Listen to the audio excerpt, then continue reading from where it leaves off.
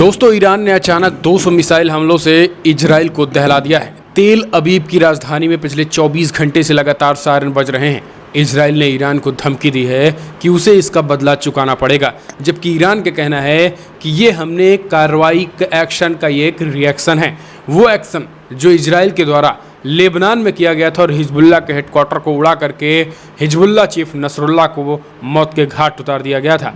उस पूरी कार्रवाई को लेकर के ईरान ने कहा, पहले ज़रा वीडियो देख लीजिए, सबसे पहले आप वीडियो देखिए, फिर हम आपको बताएंगे आखिर पूरा मामला। दरअसल ये आप देखिए, एक के बाद एक कई रॉकेट गिर रहे हैं। ये जो रॉकेट गिर रहे हैं ये मिसाइल हैं, ये इजराइल पे तेल अबीब पे गिर रहे हैं। इजराइल की राजधानी तेल अबीब में गिर रहे इस रॉकेट को ध्यान से देखिए, ये रिहायशी शहरों में गिर रहे हैं। अमूमन इजराइल क्या करता है कि इजराइल के पास जो है वो आयरन डोम सिस्टम है, लेकिन इस बार आयरन डोम सिस्टम भी पूरी तरीके से रडार से गायब कर दिया ईरान की मिसाइलों ने। यानी आयरन डोम के रडार से जो है वो कहीं आगे निकल चुका है और ज़बरदस्त तरीके से भीषण हम कह सकते हैं कि मिसाइल अटैक किया है ईरान ने एक साथ 200 मिसाइलें दागी हैं और इन 200 मिसाइलों में ईरान का कहना है कि इनमें से 180 मिसाइलें ठीक जगह पे जाकर गिरी है, यानी जो लक्ष्य ईरान ने रखा था वहां पर जाकर गिरा है। अब ईरान ने एक नई धमकी दी है। दरअसल इसके बाद, इस हमले के बाद पूरे दुनिया भर में हड़कंप मच गया।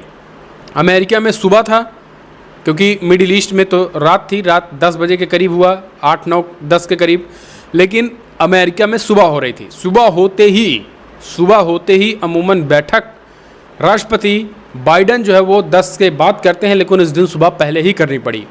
बाइडन ने कहा हम इजराइल के समर्थन में हैं। खुला उन्होंने बाइडन ने इजराइल का समर्थन कर दिया और ईरान पर हमले के लिए अपनी सेनाओं को अलर्ट कर दिया, हर संभव इजराइल की मदद का ऐलान कर दिया। गदगद इजराइल ने भी फिर से ईरान पे जवाबी हमले का ऐलान कर दिया। सीधे तौर पर वहाँ के प्रधानमंत्री बेंजामिन नेतन्याहू ने कहा कि इसके परिणाम भुगतने होंगे, यानी उन्होंने सीधे तौर पर कहा कि परिणाम भुगतने के लिए तैयार रहे। ये चीज़ें जो है वो उन्होंने ईरान की कीमत को चुकानी होगी। ये आप ट्वीट देख सकते हैं जिनमें उन्होंने कहा कि Iran made a big mistake tonight, यानी आज रात ईरान ने एक बहुत बड़ी गलती की है and it will pay for it. इसका खामियाजा यानी इसका परिणाम भुगतना पड़ेगा, ये नेतन्याहू ने कहा है। इस पूरे मामले के बाद जो है वो अब ईरान का भी एक बड़ा स्टेटमेंट निकल के आया है। ईरान ने सीधे तौर पर एक बार फिर से इजराइल को धमकी दी है। उन्होंने सीधे तौर पर कहा है कि अगर इस बार कोई कार्रवाई ईरान पर होती है तो अभी तो एक मात्र ट्रेलर है, पूरी पिक्चर बाकी है, पूरा का पूरा इजराइल हमारे टारगेट पे है। ये ईरान की रक्षा मंत्रालय ने कहा है। खामनेई ने कहा है कि अभी हम जो यहूदी हैं जानियों को अभी हम मौत के घाट सुलाएंगे। ये तो युद्ध का एक ट्रेलर है। तो एक चीज़ क्लियर है कि अगर दोनों देशों के राष्ट्राध्यक्षों ने एक बार फिर से मरने मारने की कसम खा ली है तो ये युद्ध यहीं रुकने वाला नहीं है, ये युद्ध और बढ़ेगा। ईरान और अटैक कर सकता है। कुछ और चीज़ें हम आपको दिखाएंगे कि आखिर खामनेई ने क्या लिखा है। दरअसल आपको बता दें, ये ईरान के सर्वेसर्वा हैं, राष्ट्रपति के भी ऊपर इनका दर्जा है। ये खामनेई हैं।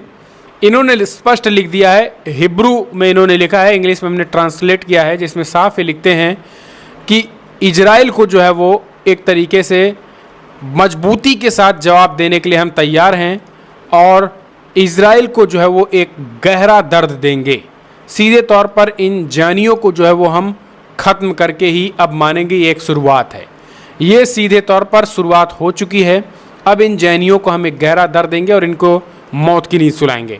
तो ये चीज़ें खामनेई लिखते हैं, जो कि ईरान के सर्वेसर्वा हैं, चीफ जिन्हें आप कह सकते हैं।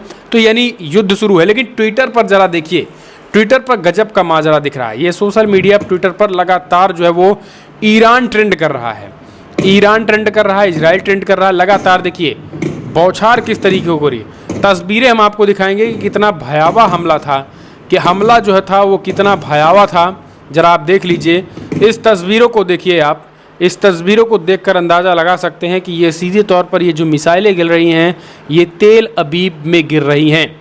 यहाँ देखिए, तेल अबीब पूरी तरीके से बर्बाद हो चुका है। कई जगहों पर मिसाइलें का मानना है, खास करके ईरान का मानना है कि हमारी जो मिसाइलें थी वो टारगेट को हिट कर दिया है, यानी 80% जो है वो टारगेट हिट कर दिया है।